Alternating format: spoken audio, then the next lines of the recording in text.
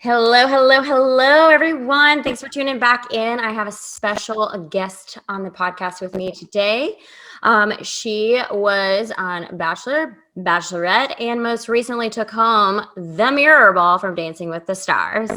I don't have to introduce her too much. She doesn't need much of an introduction, but I actually made a little connection with her. I mean, I guess I've been following you for a long time myself, but you've been just getting like whatever I've been seeing about you, you've just been like manifestation and just being a little bit more like on the spiritual side. And I just like had to get you on here because I just love all of that. And you're a boss babe. Like you have multiple businesses. So it's just very inspiring, extremely empowering. So I just had to have you here. So without further ado, because I know I'm leading into it, but Miss Kaitlyn, is it like messing up? Sorry. It sounds good. I know I hate this. This is so, the times that we're in, we're having to do podcasts over Zoom, but you cannot always rely on the Zoom connection and the internet. It all depends on weather, where you are, what's happening, the time of day. So it really does. It's fine. It was breaking up a little bit, but nice intro. Thank you for that. You're so welcome. You're so welcome. So yeah, without further ado, Miss Kaitlyn Bristowe, welcome to the show. Thank you. Thanks so much for having me. I'm laughing because whenever people are like, you're manifesting and spiritual, I'm like, that is all so new to me, and I'm still learning so much about it. I've just seen it. It's not even that I never really believed in it. I always did. I just never really saw everything like come to fruition until I one day sat down and realized, oh my gosh, everything I have in my life right now, I wrote down on paper 10 years ago. And so now I'm like, there must be something to that. So I've been so more into it just in the past few years. Yeah, no, absolutely. Yeah, that was definitely one of the questions I was going to ask you, is just kind of like how you got into it. But that's awesome that everything is kind of just becoming true. Like it's all happening for you now. Yeah, that's really truly how it happened. It was kind of without me even realizing it, and being able to look back on a photo that my girlfriend sent me, and she's like, remember when we sat down and wrote out all your goals and like where you wanted to see yourself, even if it was in, 10 years, 15 years, 5 years, whatever. And I was like, oh my gosh, I totally forgot about all those pieces of paper I wrote on and I put on my mirror, and I asked her to send me pictures of them and what it said. And I was just like, what? Like, I didn't even realize I was manifesting that so far. And, back in, I can't remember how old I was, I think 23. And then to now look at where I am and see all those things I had written out on paper. Yeah, no, I think it's so cool. It's funny because I went home this weekend for the first time in like 2.5 months because I had COVID when you guys had COVID too. Oh my gosh. My COVID was so weird. It was like, I mean, I'm grateful and I'm so sorry that you guys got like the, part of the worst of it, but I only experienced like the weirdest symptoms for like 2 days. And I don't even like, I'm like, what, did I even have it? I don't know. It was so weird. But anyways, it like quote unquote ruined Christmas in a sense. Cause I was like, my mom had so many plans for me to come home.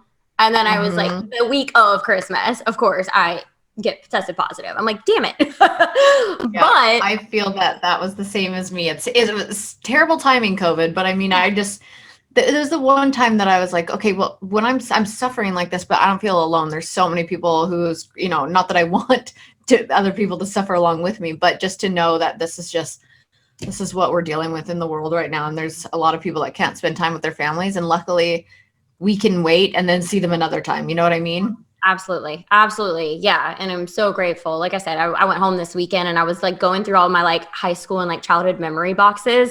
And I'm like, I'm so much more in tune with my emotions now. Like my spiritual like journey just started like 2.5 years ago. So like, I feel you. Yeah. Yeah. So I'm like, oh my gosh, this stuff like really does work. Like I actually am like understanding what manifestation is now. But like, yeah, but I was just like, I was getting so emotional on so many things. I'm like, oh my God. Like even like I found a note from like an old friend. And I was like, I showed it to my mom and I was like, that was the sweetest note. And I started crying and I was like, this was probably one of the guys that I probably should have dated, but never dated. Mhm. Yeah, I feel that. I feel that. Damn it. But yeah, it'll be interesting to see, like, again, like what things are just like coming to fruition for me. Like my backstory is like, I always wanted to be like a actress, a teacher, or a baby doctor. And I just didn't. Really? Those were your three things? Yeah, and a backup dancer. I mean, that was my dream. Yeah. Yeah. I don't know why I wasn't like the dancer. I just wanted to be a backup dancer. Like I always like looked up to like Janet Jackson videos, and I was like, I'm gonna be dancing next to Janet Jackson one day. Yep. I was the same. I mean, apparently I didn't manifest that one hard enough, but that was definitely on my bucket list for sure. There's still time. There's still time. But it's just interesting. It is interesting to see, like, I didn't obviously like go in those career paths, but like where I'm at now, like I'm a business and mindset coach, and I'm teaching people, I'm helping people like heal from things. Like, so I'm like, oh my God. And I'm obviously doing podcasts and videos. And I'm like, I literally manifested being a doctor, a teacher, and an actress all in one. Obviously I was on the show too, but all in one. That's so perfect. What are you manifesting anything right now? yeah. So I've kind of had a dream to like do a talk show, but not necessarily one where I am like, I have to go into a studio to record. It could be like a, you know, like a YouTube or something like that. But so I guess podcasting is kind of in the right direction with all of that. Yeah, that's definitely a step in the right direction for sure. Yeah. So that and manifesting, you know, a relationship. I definitely am doing that. I guess like what I've learned manifestation is not just saying like, oh, I want this and I desire, but actually like feeling the feels of actually already having it. So I like envision myself like with my partner, like on my couch and like going to the park together and things like that. And like actually like feeling it. Yeah. What kind of things do you like? 'Cause obviously if you are, you know, that much thinking about it, like do you have a type of person that you picture in your mind when you manifest it? Or are you just like, I'm open to anything? I guess a little bit, yeah. Like I've always been attracted to like a more taller person. I mean, I'm 5'2". Like anything is taller than anyone is taller than me, but like a 6 foot or higher. Yeah. So like a tall guy, just someone that can just like pick me up and carry me around. Someone you can climb like a tree. I get it. Yeah. Yes, exactly. Someone I can climb like a tree. But yeah, as far as like really any other features, I want them to maybe have straight teeth. Ever since I had braces, like when I was in high school, it's like something I look at. That's funny. Yeah. So yeah, I don't know. But outside of like physical attributes, just like someone that is also like very vulnerable to open up and be communicable, share their feelings, thoughts, emotions with me, and just really like have stimulating conversations, cheer each other on, no jealousy, just like how can I support you type of deal. Yeah. That's so important. And it's so, isn't it funny how that's so hard to find? Yeah. Yeah. I know. But you have seemed to have found that. I have. I feel like, well, maybe it's not even that it's hard to find. Maybe it's more of that you have to grow to such a level of love for yourself to really accept that kind of love back. So definitely gone through some hard relationships. And I feel like now I'm finally in that place where I don't even know if 3 years ago I would have been in the same place that I am mentally right now to you know, be treated like I do with Jason. Yeah, no, I absolutely agree with that. And I mean, that's something like I personally like have gone through to share with you. Like after Love is Blind, like I realized like Kenny for me, like he was a stand-up guy, like probably everything. Like I kept saying to the producers, I was like, he's checking off all the boxes. Why don't I love him like that? Right. Like, why can't I be with him like that? Right. You know? But you know, after some time and you know, away from that whole situation, it was like there's so much like healing that I had to go through. Like we weren't meant to be because I wasn't where I needed to be. Like there was probably like a lot of self-sabotaging and all of that. And it was interesting because like after after the show, a few months after it, I hired my first mindset coach, and she was like a therapist for me, something that I had never ever experienced. Yeah. And I was like, holy shit, like this is crazy. Like I do have so many relationship wounds and like inner child wounds, and until I fix that, I'm gonna like basically keep attracting the same type of situation in, or the quote unquote nice guys. I'm gonna like look, past. Like I said, the guy from high school, I was like, probably should have been my boyfriend. Yeah. Yeah, but think about if you were with him, your whole path, the course of your life would be so completely different. This is like the interviewer in me, but do you love that you went on that show? Like, do you feel like it opened doors or helped you grow personally, or was it more like would you do it again kind of thing? Yes. Yeah, I would absolutely do a show like that again. I don't know if I would do it knowing that there was like the whole marriage scene at the end, the whole actual wedding, because that was really intense. But I was like, if it's like the Bachelor, Bachelorette, and there's just the engagement, totally, that's fine. But I know and is it for real marriage? Like you really had to get married? Yeah, we had to sign a marriage license before we went. Like, that's freaking nuts. Yeah. So like if we had said I do, like we would have been like legally married. Right. That's wild. My gosh, you never know when it comes to TV shows, but I'm like, that's insane. Yeah, it was definitely insane. But yeah, I mean, from like the lessons I guess that I learned from the show, my biggest two were like really be vulnerable, because that's like where the true connection is going to happen, and if you're too vulnerable for someone, quote unquote, and they're just like not there yet, it might scare them off, or it'll open their eyes to like, wow, I can be vulnerable, and it kind of gives them that permission to open up as well. Or they're scared, and then that's probably not the person for you. But on the flip side of that, what's interesting is I find that with Jason, that I think he could have easily been scared by my vulnerability, because I don't think he's ever had someone be so open like this. And he could have went two ways. He could have been like, this is a lot. I'm not there yet. But he totally took it as like an opportunity to learn and grow himself. Yeah, I love that. I absolutely love that. And that's like what, like, sometimes, we don't necessarily always need someone that's like on our exact playing field, but if your partner is willing to improve and grow and learn, then like that can create such a beautiful partnership. So I love that you guys have that. Totally. I love that so much. But yeah, I think like one other thing that was, just a lesson was, if just like be even more open to communicate and recognize the red flags, like don't push them aside. So like when you think you've communicated, like communicate even more. So if there's any type of assumption or whatever going on in your brain or something, just like made your gut just clench up, it's like, I should have asked him about that. I should have made, and it's okay. It doesn't matter if it's like tomorrow or in a month from now. Like, you have the conversation. I feel like still. So over communicating is like my love language.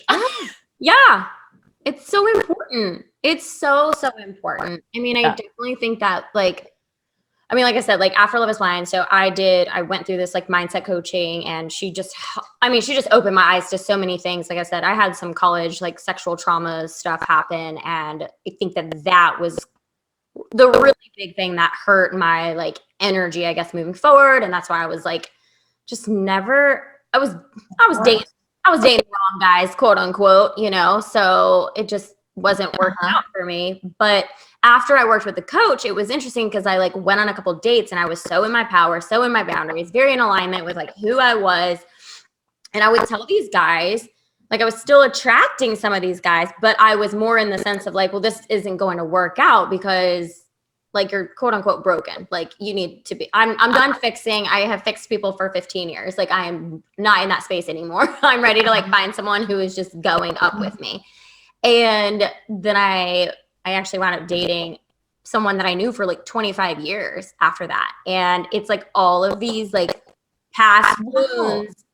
Yeah, all these like past like wounds and behaviors just like popped back up for me, and I played small. I was not honoring boundaries. I just like felt like I failed. I was like, oh my God, it's all happening again. Like I like was losing myself in that relationship.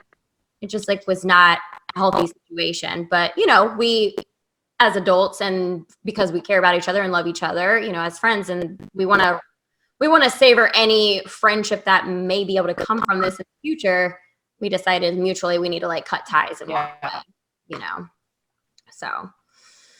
But I'm like, okay, now. But isn't that it's interesting that you could, while being okay. I was saying like it's so interesting how when you're in those situations, like maybe, however many years ago when you guys dated in the first place, or when you were, like it's interesting how you can almost have the tools or understand or realize while you're in that moment, to be like, this isn't right. This doesn't feel right. I'm spiraling. I'm going back to my old ways. I'm moving backwards, not forwards. Like, let's end this. And like you said, salvage anything of the friendship before it gets too bad again. That's a win, in my opinion, is being able to take a step back and see it and remove yourself from the situation. Absolutely. No, absolutely. I'm super, super grateful. And I mean, although it was like painful, because I'm like, okay, I feel like I've like lost my friend, because like, I mean, we cut ties completely. Like we haven't seen each other. We don't talk either. And but it's like, I'm so grateful for that space that we created so that we both could heal and move forward and get to a better place in our lives and in our boundaries.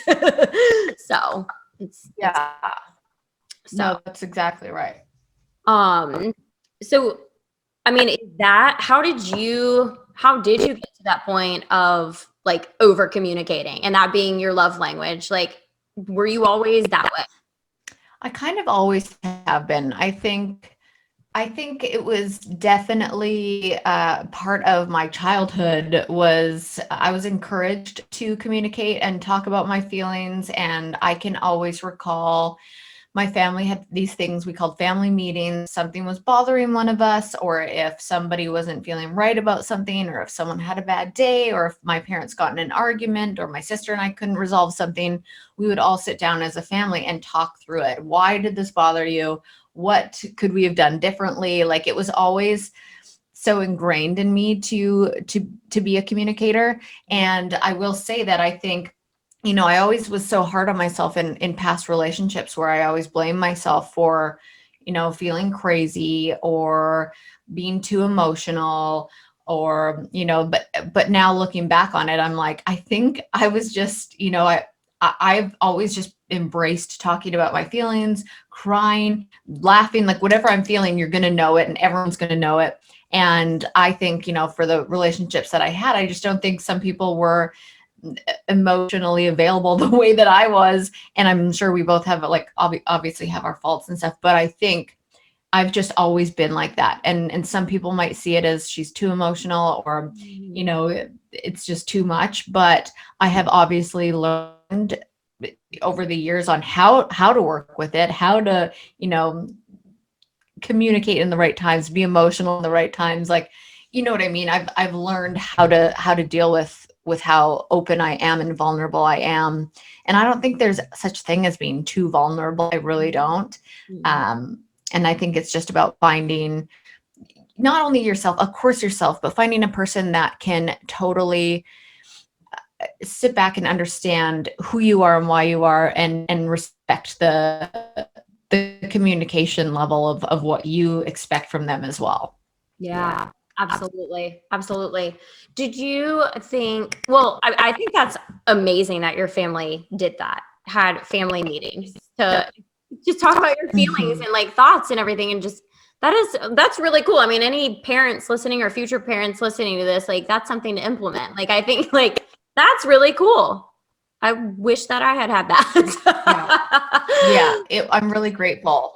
Yeah. I'm totally grateful that they did that. I think it made, I've never been ashamed of how I feel. I mean, there's times where people tried to make me feel shame around my emotions, and I've had times where I question it, but I've always just been like, but I'm not going to change. And that's even how I was going on going on The Bachelorette. Now, Bachelor was a little bit of a different story because I was like, I am not going to cry. I'm not going to be the girl that goes on the show, drinks too much and cries, blah, blah, blah.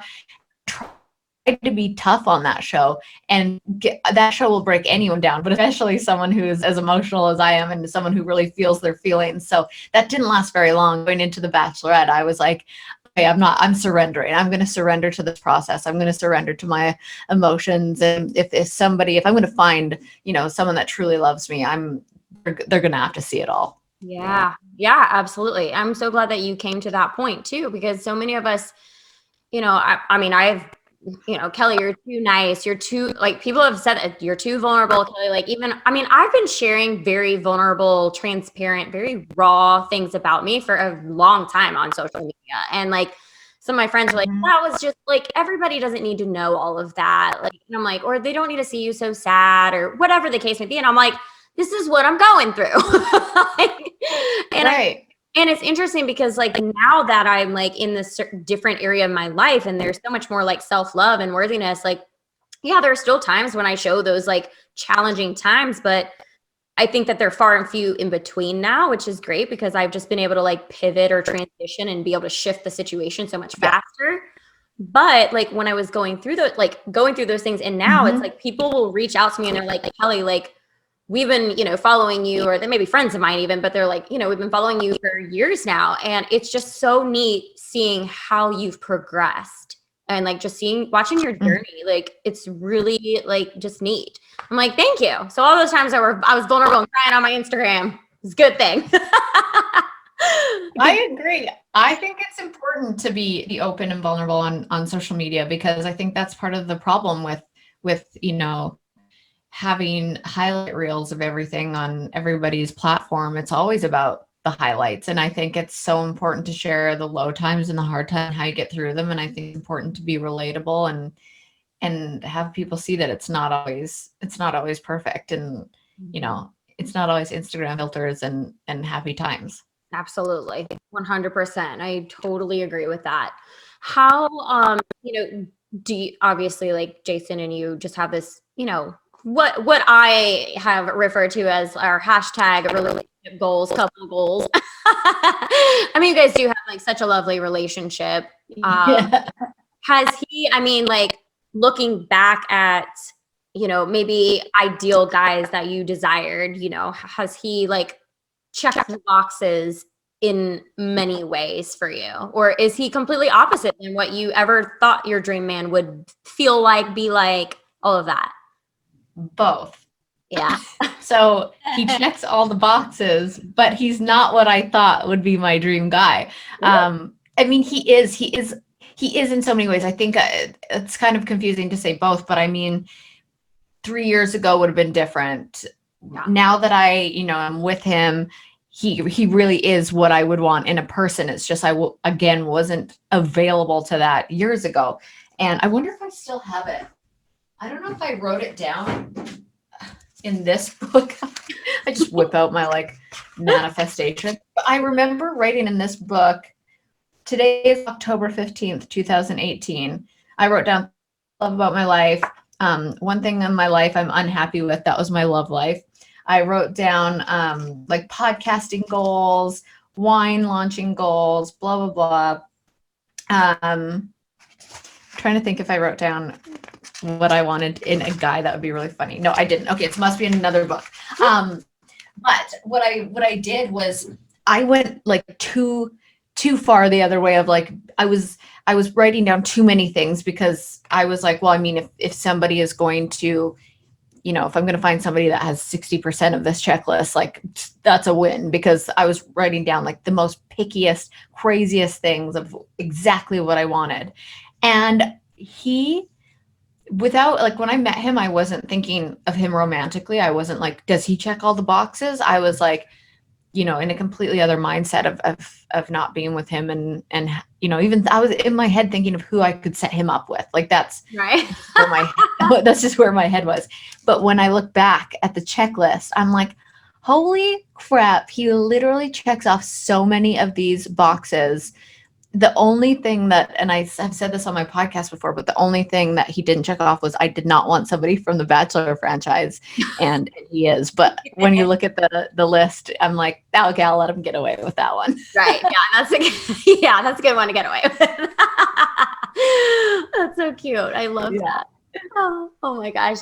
That's funny. I remember, okay, so truth be told, I don't know if I've actually ever watched The Bachelor or Bachelorette episode 1 through all the way through. I don't think I have. I've watched bits. Good for you. It's a time commitment. It is time commitment. Yeah. And I was very I was definitely just like in this hustle. I've been in a hustle mode my entire life, basically. So it's like I worked a 9 to 5. I worked multiple jobs on top of that. I just was constantly going. I didn't watch TV for years. I had a friend over one time and I was sitting on the couch with her and I was like, I just have to take a moment because this is the first time I've actually had social time on my couch, maybe ever. I was like, I don't watch TV. I literally sit here to fold clothes and continue about my day. It was so crazy. So I feel like I'm super behind in a lot of things, but I did watch a majority of your season. Really? Oh, that's so funny. And I don't know why. I don't know why at all. But I feel like I did watch some of the episodes from your season on The Bachelor. And probably it was probably that. I probably watched some of it and I just thought you were so cute and hilarious. So I was like, oh, I'll just tune into these. But yeah, it was interesting. But with that said, so I probably started following you a long time ago, but Jason, when he was on too. And I remember he was going through, people were asking him questions on his story. And someone said something about him going on a date with you or something like that, before y'all were ever a thing. And he was like, yes. I remember seeing that and being like, okay, I see you. Because yes. I'm trying to remember, that was after I did a podcast with him. So that at that point I had already met him. And I remember being like, is he flirting with me? Yes. He calls it manifesting now that he knows the term for it. He calls it manifesting. So cute. I love that. I love that. So, okay. So I'll stay on this conversation for a minute, but as far as with your relationship with Jason, you obviously you have Dude It and Spade and Sparrows. Those are your two businesses, right? Yeah. That, and I mean, I don't know if as a podcast, that's kind of a business. Yeah, absolutely. All of you got so much stuff going on. I love it. But how is your relationship? I always try to connect relationship with business. How do you feel your business has improved from being in this relationship? Oh, if you have met Jason Tardik, oh my gosh, this guy, he is so smart. I mean, he has his MBA in finance. He's just so smart when it comes to numbers. He loves numbers. He loves just anything to do with the finance and business side of things, which is where I struggle in business. Is I'm I can be really creative. I can come up with great ideas. I can know how to work that angle of it. But when it came to the business side of it, he came in and, he didn't want to step on my toes, but he was like, I can help you. Let me help you with your businesses. And I didn't even realize how much I needed help until he came into it. And he's just, and I will always say, anyone who follows us or follows him knows that he's what is he? Hype man. That's what I call him. He's a good hype man. He wants to see people succeed. He does not like people getting taken advantage of, and obviously that's going to be huge if he loves a person and is in a relationship with them. So he helped so much with just getting things in order that I didn't even know I was not paying attention to. He just had all these great ideas, and when it came to budgeting or where we could save money or where we could spend a little extra and going through spreadsheets and Excel, I was like, what? And he's helped actually. I mean, I think these businesses of mine would still be successful because it's something that I'm very passionate about. It's something that I work hard at, but I definitely think he has helped improve them overall just by being so organized and good with numbers and really, taking so many hours out of his day that he should be working on his things to help me with the financials of my businesses. I love that. I love that. Have you guys ever dove into like your money beliefs, like money stories? Have y'all ever done that kind of work together? Well, it's so funny that you asked that because so today we were driving and I said, what did I was like, I can't remember what it is, but there's some sort of questionnaire out there that asks you all of like the important questions about, religion, money, politics. There's like certain things where it's, I think something crazy, like 1,000 questions. Wow. And you see like how aligned you are when it comes to how you grew up with money, how you would raise your kids around money, how, all your beliefs and things that you're supposed to answer before you get married or have kids. So we've talked about it before, but we kind of really dove into it today. Yeah, I love that. Was there anything like eye-opening? Well, it's so different because this is so funny to say out loud and to admit it, but I was pretty spoiled growing up. Not in a way where like, I had to do chores and I had to like, I was taught responsibility. I was taught right from wrong, but my parents just always really wanted to help. And their way of helping was, when I moved to Vancouver, I wanted to dance and I didn't really have time to work. So they would pay my rent, or like growing up, they would always just give me money to go get lunch, or, oh, you want to go shopping? And they give me money. And I was kind of spoiled in that way. And I didn't really learn about budgeting. I didn't learn about, working hard and saving and putting this money in here and doing this. And Jason grew up just loving numbers. So he grew up and his parents are very, like you work hard for this, you get your education and you put your money in these different things. And Jason got really into investing, and he's just always been very cautious when it comes to that. So over the years when I started, all of my things started taking off, I wanted to be more responsible and frugal. And so we've kind of talked about it where now we're definitely on the same page when it comes to saving, spending, all of those things. I feel like we're very much aligned now, but it's interesting hearing how different we grew up around money. Yeah. And that's a story. I mean, I think like that's something I encourage my clients to do. Like if they're married or, dating someone, like have those conversations. The first time I ever had a financial conversation was literally on Love is Blind. Like I know they only showed Amber and Barnett's or Amber and Matt's like scene of their whole financial and like her debt and all that stuff. But every couple was like encouraged to have those conversations. And so that was the first time I had like ever, and I was very vulnerable. I wasn't working like a full-time job at that point. I was kind of like living a paycheck to paycheck in a sense. And Kenny was very financially sound.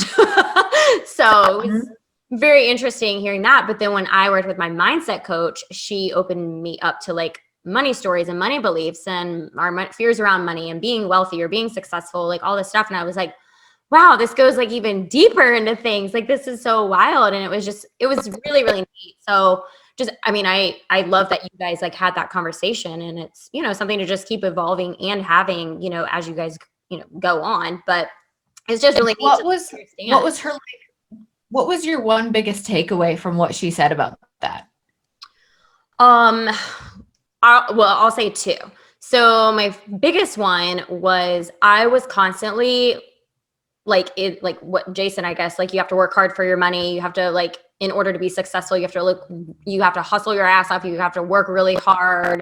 You want to be rich, you got to work really hard, blah, blah, blah, blah, blah. Right. And so he opened me up to the idea of like, that's like more of like the masculine energy when we're constantly like in the like control state of money and not really allowing things to come in and allowing things to flow. And she was like, so if you like release that grip on money, and you're not going and doing all the time, she's like, it actually creates that space for more to come in, more opportunities, things that you really want to be doing. I'm such a believer in that. Yeah, and I was like, oh my God. So yeah, that was like the first time I really like was, I guess, made aware of the concepts of like feminine and masculine energy as it relates to money. And I was like, okay, like this is so cool. Right.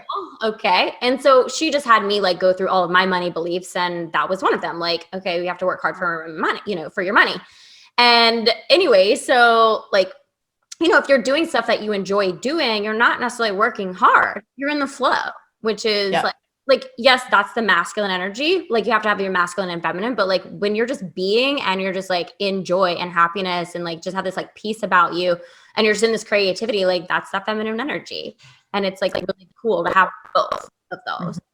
So yeah, I mean, that was like the biggest thing, but I guess secondly, it's just, just always knowing, like reaffirming to myself, like money is always around me, like abundance is everywhere. And we like, so many times it's such a lack or scarcity mindset. We're like, and we hold, like I said, we just like hold on to things. And another biggest takeaway was how I was handling money, like meaning like how I was spending, how I was saving, things like that was directly correlated to like my dating behaviors. It was interesting. Yes. So when I was starting to like lose a guy or something like that, or like I started to like get more controlling of the situation, or I would feel like I was very graspy, like, oh my God, he doesn't want to be with me anymore. He's like, okay, what can I do? And that's what I would do with money also. Like, I was like, oh my God, my money's going. I guess I need to like work really hard. I need to like go hustle again to like make more money. Yep. That's so interesting. Oh my gosh. Wow. Yeah. I bet so many things correlate to your behavior around relationships to everything else that's important in life. I bet. Yeah, it really does. Like I feel like every day I'm like journaling something. I'm like, this is connected to this. It's true. No, I love that. Okay. So I wanted to ask you too about like, are there things or anything that you felt challenged with, like either in your childhood and or during your 20s that you feel now, like looking back in hindsight, like obviously we never wish things would happen, but had they not happened, do you think you would be where you are today? Oh, there's so many things. I mean, my belief system in my 20s was all ass backwards. Like I thought I needed to be perfect. I thought I needed to look perfect, to act perfect, to kind of, what is that animal that changes colors to where the adapt, like, you know what I mean? What's Chameleon? that animal that changes color? I was a chameleon. I thought I had to adapt to everybody around me to be what they thought I should want to be. It's so opposite of everything I am now. But again, there's just so many situations through my 20s that taught me otherwise, or put me in situations that, made me realize that I was never truly happy in those moments. And I was so insecure, wildly insecure when I was doing those things. And I wasn't aligning myself with where I was supposed to be, surrounding myself with the people I was supposed to be around. I wasn't just being myself. I wasn't attracting the right people. And I mean, but I think back on all of those failed relationships, failed friendships, failed business opportunities. As I try to say, like, failures are always opportunities. And I look back on so many things that in that moment I was going, why me? And how is this happening to me? And I'm like, if all those things didn't happen, I would not be where I am now. And, everybody thinks that, oh, you turn 30 and you should have your shit figured out and you should have all your ducks in a row and the business you want to have and the family and kids. And I just think it's cool. I think in this time that we're living in, I mean, women can freeze their eggs. You can go travel the world. You can go after things that you want to do. There's no timeline. It's kind of like empowering at this point in our lives that you actually don't have to have that pressure on yourself to have it all figured out by that age. And women are getting older and older by the time they have kids. I mean, I'm 35 and I'm still like, yeah, maybe in a couple of years, like I want kids, but I don't know when it'll happen because I'm just so focused on learning more about who I am. And 20s, that's such a decade of learning who you are and making mistakes. And all of the mistakes will lead you to grow and evolve as a human being and getting into your 30s. And I've heard that 40s are even better.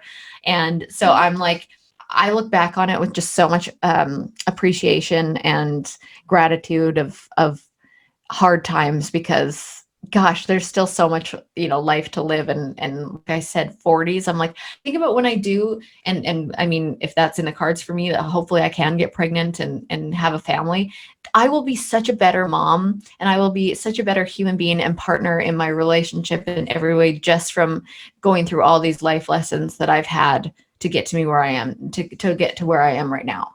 Absolutely. I totally agree with that. I'm 35 as well. And going home to my mom, my parents this weekend, my mom was like, Yeah. she goes, Kelly, I've had to grieve. I've had to grieve the fact that my daughters may never get married and they may never have children. Like the thought of me being grandma, I've had to let go of. And I was like, well, Mom, it's not off the table. I still want to be married and I want kids, but it's just a different thing for me. Like my parents got married when they were 22 and 25 years old. So they like grew together. Mhm. And, my mom, my mom's funny. She just has like a totally different outlook on things. She's just like, you guys are just like so entitled and blah, blah, blah.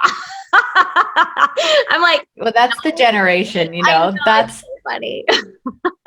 yeah, it is. It's funny how my mom's had to kind of learn, that this is how it is and I'm not changing. And, that is funny, because I think it's such a conversation. That's why people always dread sometimes the holidays, or going home if your parent or aunt or uncle's going to say something, because it's just so their generation to think that way, and to think it should be a certain way. And it's so our generation to, Yeah. it is kind of being entitled, but it's also to be, I don't know, more independent and learn more about ourselves and be selfish at the right time before you go ahead and have those kids. Yeah. And, be in that relationship, you have to be selfish, and you have to really figure out who you are in order to succeed as, as a partner and a mom and whatever you're going to be. Absolutely. Yeah, no, absolutely. 100%. And when you were talking a few minutes ago, just about like how you felt like you were a chameleon and just like feeling like really insecure. Okay. So my question is, just because of the fact that your parents opened up so much space for you to be vulnerable and be who you were and everything, like what can you identify, like what made you feel so insecure all of a sudden? Or were you? I think it was just I moved out of my small town when I was 19, and I was just like, I just didn't know any better. You know what I mean? Like I moved to this new city, and I was trying to find friends, and I was hanging out with the wrong crowd, and I worked in a bar. And so we were just constantly doing like, things that we shouldn't do, and parties, and I think it was because I was surrounding myself with the wrong people. And I eventually found like some of the best friends that I still have to this day, and they are incredible people. And I can probably even attribute this one friend that I have. Her name is Jess Knutson, and actually sat me down one day, and she was like, you are not, you're a shell of yourself. You're not being yourself.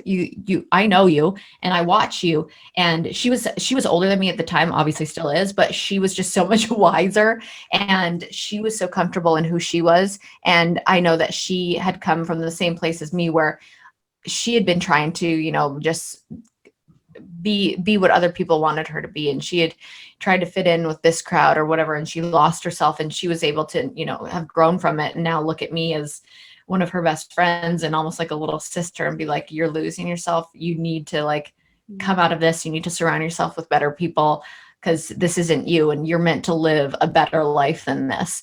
And I remember her sitting me down and saying that, and I was like, dang. And what's funny is, in that moment, I totally shifted, and I stopped wearing high heels. I used to try and wear high heels all the time because I thought that's what made me hot, or I thought that's what would, get the attention of this. And I started wearing my Converse backwards hats. I started just really like not giving a crap about what I was supposed to look like. And I had to unlearn a lot of things that I thought was important in life, and it totally shifted for me in that moment. Wow. I love that. It's so true. I mean, we wind up like telling ourselves these stories. I mean, that's everything that we do, everything that we are, it's stories. It's programmed from our childhood and everything. And it's like, okay, Mhm. if that really doesn't resonate with me anymore, if I really sit with that and it doesn't bring me peace, it doesn't bring me happiness, like just change it. Like we have the Right. power to change that. And so I think that, Yeah. yeah, be who you want to be. Wear the backwards hats and the Converse shoes. Yes. I love it. It was amazing. I even asked the Bachelor producers if I could come out of the limo in a backwards hat, and they were like, "No, you cannot." What? That would awesome. I know. I think so. Yeah. Did your friend have that conversation with you before you went on The Bachelor or after The Bachelor? Yeah. Okay. Yeah, it was before. It was I don't know what age I was when she told me that. I'll never forget where we were, and I remember the conversation. I think I was 26 years old, and I went on The Bachelor when I was 29. So I felt, and I probably was like when I was 29 on that show, I really felt like I was the most confident I had ever been in my life. I felt like a therapist. Like I really felt like pretty secure going in. Now looking back, I'm like, well, I've grown even more. I was still so insecure back then, but I really did feel like I was in a good place to put myself in such a crazy situation. Yeah. I felt the same way. I mean, Yeah. I honestly, like I had started my whole like personal development, like spiritual awakening, probably like 9 months or no, it was almost a year before we started filming Love is Blind. And so I Mhm. had the same thing. I was very aware of myself. I knew like for me, like, I mean, there was alcohol like on set, but you went out your free will if you wanted to drink. And I was just Yeah. like, I know that I want to be very present in this. So I like barely drank. Like I got maybe intoxicated like 2 or 3 times the whole entire, Yeah. like The Bachelorette. I was hammered. Nobody knew that, but I was hammered. Yeah. Yeah. I had the Oh, worst hangover the next day. oh my gosh. But like I just knew that I wanted to have these like really good conversations with all the guys and I wanted to remember things and all of that. So like I was I felt very confident in like who I was. Obviously that wasn't necessarily the case, but to that degree of where I was, yeah, I mean, I was more confident then than I was a year prior to. So, Yeah. Yeah. I mean, that's to put yourself in those situations for, the country to watch you be so vulnerable to do such, a scary thing as to date on a national television show. Netflix like blew up. You probably didn't even have a clue it would blow up the way it did on Netflix. No, and I just didn't even remember I said I didn't even like watch TV that much. So I don't even know if I had ever watched a Netflix show. I don't know. I don't even know if I knew what Netflix was 2 years ago. Oh my gosh. That's wild. But no, I was just like, yeah, I didn't even think about it. Maybe I didn't realize too, like when they were like, oh yeah, it's like maybe they were using the lingo, like Netflix is trying to pick this up. It wasn't like, oh, Netflix has this, it's definitely going to be launched. Right. So maybe I just didn't know.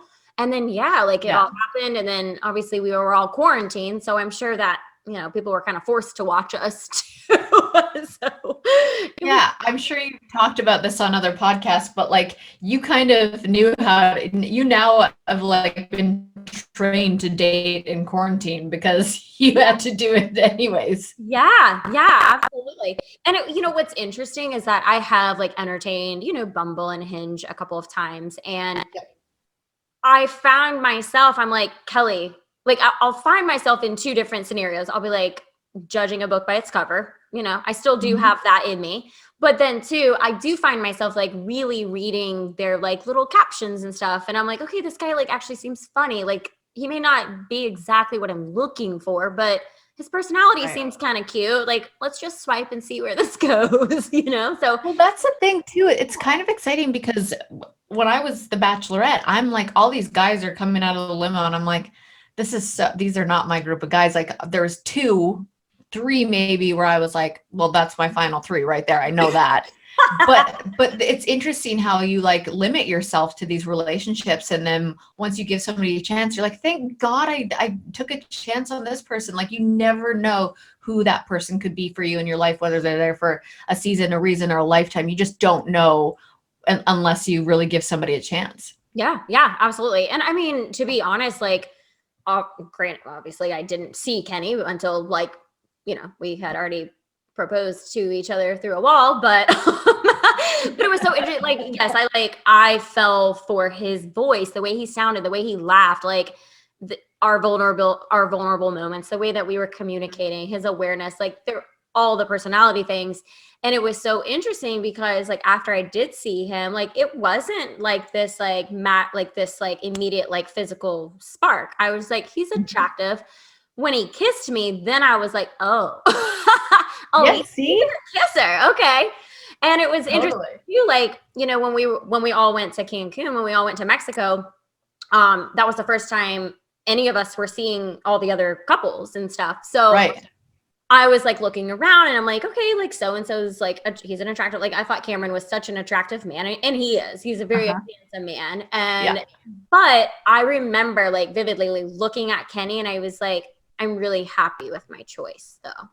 Like he's just Huh. so cute. His personality is just like impeccable. Like he's Yeah. this is a good match. It was just That- good. But it's just yeah, like, because that could really go the other way. So yeah, yeah, exactly. that's so crazy. Yeah, and it was so funny because like obviously like the whole Jessica Mark thing, like they were 10 years apart. Like Kenny and I were 6 years apart, so Right. it was a pretty decent age gap there too. But it obviously wasn't highlighted. I feel like age, well, to me age just, unless it's like something outrageous, like somebody's underage or somebody's like just on that cusp and it's like, that guy is 60. I don't think age matters at all. I don't think so either. I really don't either. Yeah. I think it's funny. So I don't know if you've seen this, but there was a Christmas series. It's a Norwegian show on Netflix. It was called Home for Christmas or Home for the Holidays or something. So it's all like in subtitles. It's Norwegian. I don't even know how I found it. I was looking up Christmas movies. The series came up and I was like, oh, this looks cute. It was a whole like season series. It was the cutest thing, and I guess I'm gonna like ruin it, but the girl like falls for this guy who's like 7 years younger or 8 years younger, and but he was like out of all the guys, he was the one that was showing up for her, like just making her feel so happy, and I was like, that's what I need. That's what I need. I'm gonna start dating a 28-year-old. I'm telling you, Jason's only 3 years younger than me, but he's way more mature than I am. Like you can't benchmark Yeah. somebody's like, heart and soul and who they are in a relationship based on their age, because some people are just there and ready and more advanced than others. Yeah, absolutely. And I mean, to speak to that, I think that's where Kenny was. Like Kenny was just he's very intelligent, but he's very emotionally intelligent as well. And that's what I said, after the reunion show, I was like, looking back in hindsight, like he knew after the show, like he needed to get on with his life. He was very aware of what he needed to do to move forward from that situation, and I'm like, wow, and at first I was like all heartbroken and felt rejected and whatever, because I thought we were going to date after the show, but Yeah. it wasn't that. It was all good, but Right. but yeah, Do you guys talk or no? not like, no. I mean, we don't. I mean, and plus, like, we'll touch base, I think, every once in a while if like something show related is, happening. Yes. But outside of that, I mean, he's engaged now. Like it's Oh, he is. Okay. I yeah. haven't even paid attention. Yeah, he's Okay, engaged. we'll So let him be. out of respect, obviously I wouldn't message him. So Totally. but yeah, we're totally Yeah. respect for Okay. each other, and yeah, he's a good man for sure. That's awesome. Yeah. What do you do as far as like, do you have like any type of like non-negotiable like daily routines, like personal development kind of stuff that you do? Yeah. Every morning I do a 5-minute journal.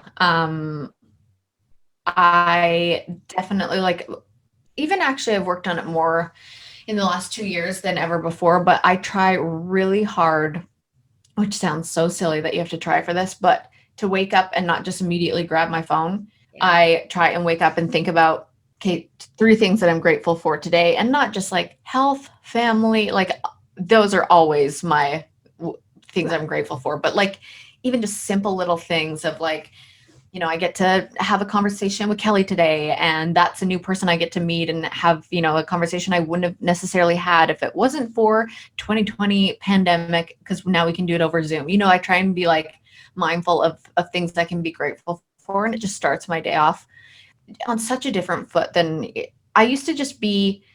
I used to wake up and look for negative things, and I'm not sure where that comes from or why I did that, but I would wake up and I would dread something, or I would be like, something negative would go through my brain, and it's rewiring, yourself to get in a more positive mindset, to have a better day, to attract better things, to just be a better, like show up more for yourself, for what you're doing with work.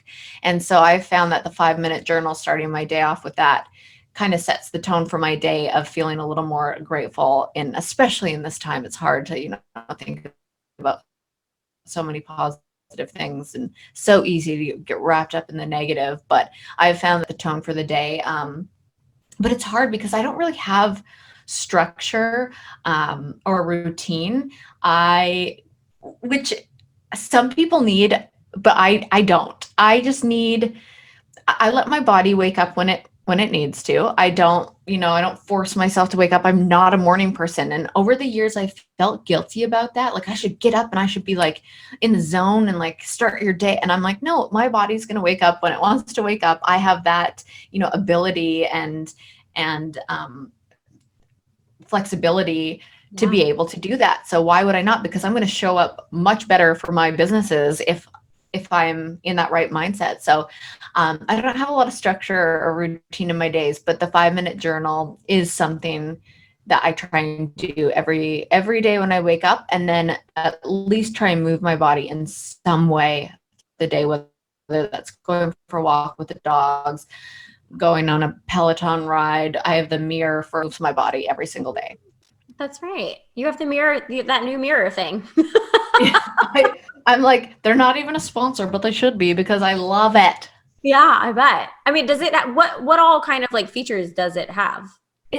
I love it. It has, so you can dance in front of the mirror. They have dance classes, they have yoga, they have meditations, which I really love because I am not in a zone to work out physically all the time. I think working out mentally is obviously just as important. And so like if it's later in the day and it's dark out and I'm like, I haven't done, something for my body yet today, I'll go up in front of the mirror and have all the lights off and just put on a meditation on there, or like a 10-minute yoga. And it's perfect. I love it. I love that. No, yeah. Absolutely. I love that you just said that too. I mean, just like working out your mind, because that's like something that most of us don't really practice, it's that, and granted, I mean, I do mindset space, but it really does just like help you get more centered and grounded and aligned, and it just creates this peace within you. I feel like just as much as a workout would do. I mean, yeah, you may not be sweating or getting your heart rate up, but I mean, I've done breath work where I'm literally sitting, doing breath work, and I am sweating profusely because of the intensity of the breath work. Yeah. And then you walk away from it, and like, it doesn't have to be this crazy workout to just feel good. And I think so many people focus on the physical of working out and, what you look like, or doing it to working out to look a certain way, which I definitely used to be guilty and a victim of. But again, working on that and shifting your perspective and everything. And I now just like, it's all about how you feel. And if you are just constantly chasing this, ridiculous standard, you're just never going to be happy. And even if it's a 15-minute, breathing or meditation, it's all about how you feel. If you, just did it today. I ate McDonald's and I feel like crap after. And I'm like, it's not about the calories or the whatever. I feel like crap after I eat it. And if I, fuel my body with nutrients and then do like a 10-minute meditation, it's just about how you feel. And I have a sign in my mirror in my bedroom that says, if you get the inside right, everything else will fall into place. The outside will fall into place, because it is truly, truly about how you feel. Yeah. Absolutely. 100%. I totally agree with you on that. Like, that's like one of my biggest mantras, is like, let go of what's not serving you to, you know, bring in what's going to bring you joy and that inner peace. And that's like, I go through like every day and I like audit, okay, like what am I doing that's not serving me right now? Maybe it's, you know, not doing the dishes, like whatever it is, you know, like it's just a practice of mine. And I just like really have to like hone in on into that. But like, where was I going with that? I just had a brain fart. Like me, I always do that in every podcast middle thought. I always am like, and we'll just edit this because I completely lost where I was and no idea where I was going with that conversation. So good. Well, I think I had like two thoughts coming in at the same time. But I did want to ask you, because you love McDonald's, apparently. Like, you show it often. Where did that obsession come from? I always have been. This is no joke. In high school, I would eat McDonald's every single day. Every day, without fail, through high school, I ate McDonald's. Like, sometimes twice a day. I had this, like, I danced every single day. I mean, I was just like, I just, anything that was convenient that I could eat, I could grab before a dance recital or on my lunch break at school. Like, McDonald's was just always where all the kids went. It was where we all went to meet up for lunch. It was something that I loved to grab before a dance class, and it never made me feel like crap. I loved it. I loved it, loved it, loved it. And now it's almost like I see the wrappers and it's like nostalgic to me. And I'm just like, I don't know why. I love McDonald's. And most of the time it makes me feel like crap after I eat it. But while I'm eating it, I am in heaven. Do you think, would you ever give it up if it continues to feel like crap? Well, you know what? I actually did give up certain things because I actually haven't eaten meat in about 3 years, because that's what actually makes me feel like crap the most. So I did give up, which is crazy because a cheeseburger was my favorite thing on the planet. I would called it a McKaitlyn. I would put fries on it with McChicken sauce. Oh, you guys don't have, in Canada, we call it McChicken sauce. It's mayonnaise.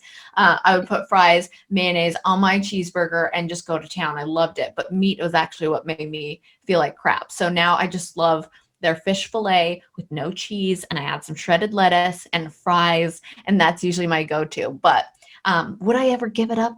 I guess. Nope, I won't. I probably won't.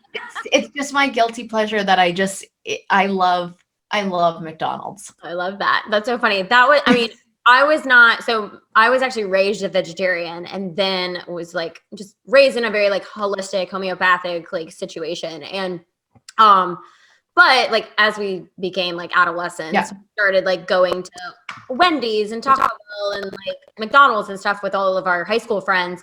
But I remember going to McDonald's, like, well, we lived here. My mom was actually from Long Island. So we would drive every year to save money on flights. We would drive from Georgia to Long Island every 16-hour drive. And, you know, sometimes obviously we would go get McDonald's and stuff, but we were vegetarians or whatever. So my go-to was the fish fillet sandwich. Also, like, that was like my thing. I think it's gross and it's delicious. It really is. It really is delicious. So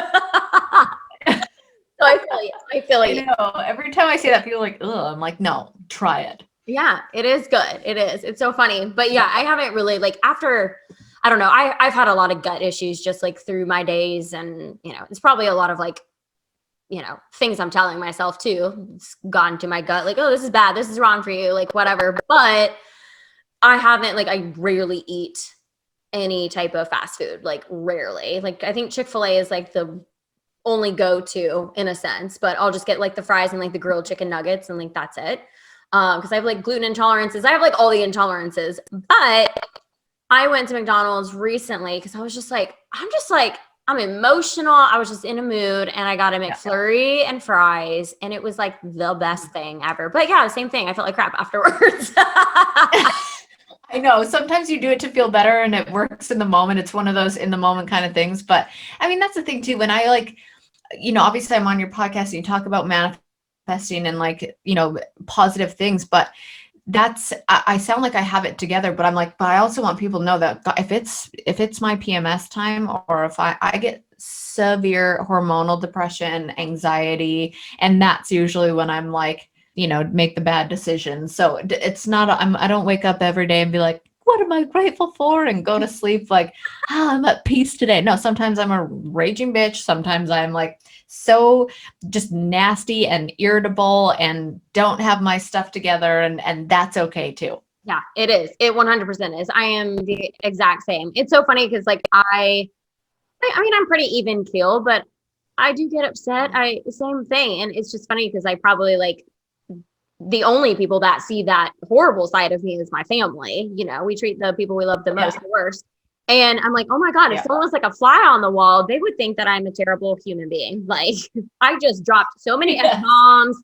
I cursed up a storm. I'm a sailor, basically. Yeah. Oh, that's me. Yeah. I'm like, that's me. It's so funny because my mom, like, I'll drop the F-bomb every once in a while, like on my Instagram and stuff or Facebook or whatever. My mom's like, Kelly, that's attracting the wrong audience. I'm like, Mom, you're not my audience. Like, you're not my audience. So it's fine. People like the F word. Yeah, I do. I'm actually one of my favorite words. So I love it. Well, I'll wrap this up, but I did want to ask you just one more question just about Spade and Sparrow and Judith, like kind of like what encouraged you to launch those? So this is so funny. I have to tell everybody this because my own best friend and my sister call it Dude It, but it's actually Do Edit. Oh, Do Edit. Okay. Now I know. But it's funny because it's almost become a thing where a lot of people, I think more people call it Dude It than they do Edit because that's exactly what it looks like on Instagram. I also do things that say like dude, where I do DEWD. So it's that so many people do it, including my best friend. But so when I was on, actually, even when I was on The Bachelor sometimes, but all before that, I've always been really insecure about my hair. I've always had really fine hair and thin hair. And I always did this thing to myself where I was like, oh, if I just had long, thick hair, blah, blah, blah. And when I would always wear scrunchies instead of elastics because it didn't break my hair because my hair is so easily damaged. And so I ended up going on Bachelorette, and due to hair extensions, all the stress, I mean, I was not sleeping. I was not eating anything that was nutritious for myself. I was drinking all the time. I was just so, I was just in another world, and I started getting like pretty bad hair loss. Mm-hmm. And I was like, I really just got to commit to my scrunchies because they don't rip my hair. So I would like sleep in a scrunchie, or I would wear it if I like, didn't have to be on a date or anything, because at that time they weren't cool. And so I always just loved them. And I'm kind of quirky, and I just thought of them as this like funny, quirky 90s hair accessory that I would just never got over. And I remember one time I was like, I think I'm going to bring back the scrunchie. I'm going to do it. I'm going to make it a thing again. And then I started having like business calls, and she's also one of my closest friends. And we had started thinking about names and looking up materials and, manufacturers and all these things. And then I saw Hailey Bieber wear a scrunchie, and I was like, we need to get on this and like do it now, because these things are for real going to make a comeback. And then they did. And I was just so happy because it's always been something that I've like loved. I've always loved a scrunchie. You can see it in all my baby pictures, all my like childhood pictures, and even up until like just me as an adult, I loved scrunchies. So, and I knew it was something that I could, make more than a product, make a community of women who like love this quirky thing that we put in our hair, and we can just like, come on Instagram and all, talk about scrunchies, things that don't matter, and just like build this little community. And that's what it turned into. And then, we knew we could grow from there and do headbands or other, I have actually some, what is it freaking called? Why am I blanking on the word? Merchandise, like clothing and stuff that we're going to start working on. So I just knew it was something that I could, start with that and grow it from there. And then with Spade and Sparrows, I've always loved wine for as long as I can remember. My mom used to always have a glass of wine. She still does, a glass of wine to cook. And I was always like, oh, she's so chic. gonna like, I can't wait till I'm old enough to have a glass of wine and cook dinner. And then I started getting really involved in restaurants when I was 19 years old, because it was a job that I could have the flexibility to try and make it as a dancer, which, well, I kind of did and didn't at the time, but now I won the mirror ball. So I'm like, you know what? I made it as a dancer. But I was kind of like really into the restaurant scene where I wanted to move my way up in the restaurant. I wanted to, I started as hostess, server, then I went into management and shift leading. And then I was like, one day I'm going to own my own restaurant and I'll be a GM. That's kind of where I wanted to go with that, because I loved the restaurant industry. I love that people all came there, to just get away, to feel like they're special. It was just I was just like really invested in that industry. And what I loved too was getting to talk to sommeliers and do wine pairings. And I always just enjoyed the wine part of it. And, I started managing and shift leading at a certain restaurant. So then I was, trained by some of the best sommeliers, and I got to teach people how to pair wine with the menu items. And I just was really passionate about it. And everyone knew it was like my go-to accessory on the show. I always had a glass of wine in my hand. It was just, Yeah. breakfast, lunch, dinner. I was like, on The Bachelorette, I'm going to drink. So when I came off the show and started my podcast called Off the Vine, it was surrounded by, just having a glass of wine and a really open, honest conversation with somebody. And when I started doing that after a year, someone was like, you need your own wine label. And I was like, why have I not thought of that? Of course I need my own wine label. And that's kind of how it started. It's such a social thing for me. I just love having a glass of wine and having good conversation with somebody. Absolutely. How'd you come up with the name of Do Edit and Spade and Sparrow? I know you have their tattoos. Yeah, but so that was, I actually am terrified of birds, which is hilarious. But I loved the meaning of the bird, because it was had to do with, it's the only bird that remembers how to fly home. And I just sat there in a little place called Goose and Gander in Napa Valley, and I just came up with anything that I could think of. I would write down on a piece of paper that meant something to me. Yeah. And I would just, anything that came to my mind, I would write down. And then basically I had a page full of hundreds of words that just didn't make any sense. And I started putting things together. And spade is the strongest suit in the deck. I always play cards with my family when I go home. My mom and I could sit and play cards and drink wine for hours and hours. And that's what we do all the time. So I was trying to put things together, and I had these tattoos and I had that written out, and then I had spade and I had cards and I had all these things written out, and those two kind of just stuck together for me. And I was like, that's kind of a badass name. Yeah. And that's kind of just how it stuck. I love that. And what about Do Edit? Do Edit was, it just kind of stemmed from hairdo. Like, you can do a hairdo with it, and do seemed like a cool word that you could, I'm a very pun loving gal. I love anything to do with a pun. And I was like, oh, you could do so many things with just the word do. And do was already taken, as something on Instagram, and edit is just another word for like a collection, or, if something drops, it's an edit. So that's kind of where that came from. I love that. Awesome. Yeah. Well, thank you for sharing that with me. This has been amazing. I want to respect your time. So, yeah, thank you so much. I'm like, The Bachelor's on. Oh shit! we got okay. So to wrap it up, just like one little inspirational quote, anything you have for our audience to share. I love a good inspirational quote, and I'm totally joking about The Bachelor. I'm obviously recording it, but I think it's just something that I've really tried to live by, and something that it kind of goes back to my conversation with my best friend about her being like, you got to be who you are, or you're never going to find what makes you happy. And it's kind of the same. And I always said this going into The Bachelor too, is that I would rather be hated for who I am than loved for somebody I am not. I don't want people to love me because I'm trying to please them, or I'm trying to go on this show and be who they want me to be. I would just rather be hated for being myself. So I think that's the quote that I like to live by. Yeah, absolutely. I absolutely love that. Thank you for sharing. And where can everybody find you? There may be people that don't know who the KB is. Oh, thank you. And I cannot believe I'm not having a glass of wine with you. I'm trying to do a challenge of 31 days out of 2 months where I don't have wine. So I just have to certain days. And I just had 4 days of drinking a lot of wine, and I was like, no, I have to get my check mark tonight. But so if you want to, follow some good, funny wine content at Spade and Sparrows, if you want, this hair accessory line that we honestly are like a little community, it's so fun. That's at Do Edit. And then my podcast Off the Vine comes out every Tuesdays. And just me at Kaitlyn Bristowe on TikTok, Instagram, Twitter, and I mean, everything that I have going on is on KaitlynBristowe.com. And thank you so much for having me on your podcast. That was really sweet of you to ask me, and I appreciate your time as well. Absolutely, hon. Thank you.